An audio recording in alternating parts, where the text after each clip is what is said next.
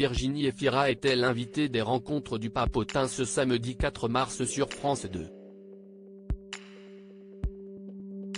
L'actrice est notamment revenue sur les blagues humiliantes qu'elle a subies de la part d'un professeur de classe.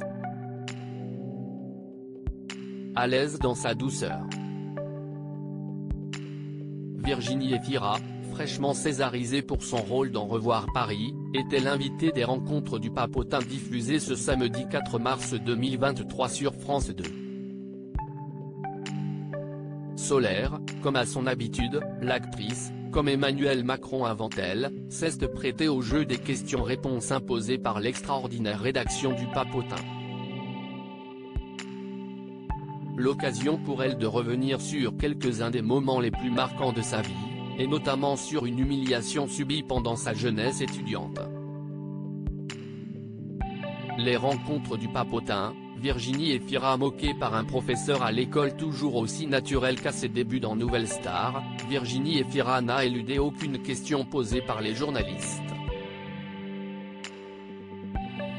Elle a même accepté de revenir sur un souvenir qui, même si elle ne le qualifie pas comme tel, a dû être douloureux pour elle.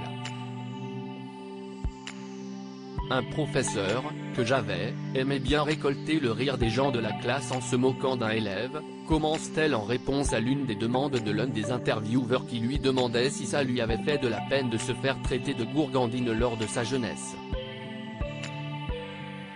Il m'avait vu avec un ami qui me rendait de l'argent et donc il a commencé à me faire des blagues par rapport à ça, explique-t-elle tout en nuançant que tout le monde ne la traitait pas comme ce professeur. J'aurais dû dire que ça ne se faisait pas de faire ça. La question posée n'avait rien d'anodin. Le journaliste, qui avait bien travaillé son sujet, faisait référence à une interview que Virginie Efira avait accordée en 2021 dans les colonnes de Vanity Fair. Je me souviens d'un professeur de maths qui plaisantait en me disant « C'est combien, Virginie ?» avait-elle raconté. Dans l'émission de la 2, celle qui donne la réplique à Benoît Magimel dans le film qui l'a sacrée meilleure actrice au César 2023, se montre philosophe. Ce qu'il a fait était d'une très grande bêtise. Mais je me suis interrogé sur moi. Je me suis demandé comment ça se fait, alors que quelqu'un me fait quelque chose d'assez humiliant, pas très juste, gentil ni intelligent, pourquoi j'ai ri ? À ce moment-là, j'ai rigolé avec les autres comme une imbécile alors que j'aurais dû dire que ça ne se faisait pas de faire ça.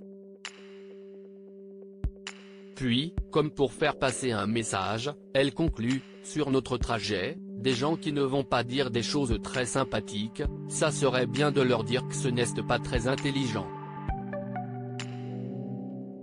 À lire aussi César 2023, Virginie Efira fait sensation avec son discours après avoir, enfin, remporté son premier César.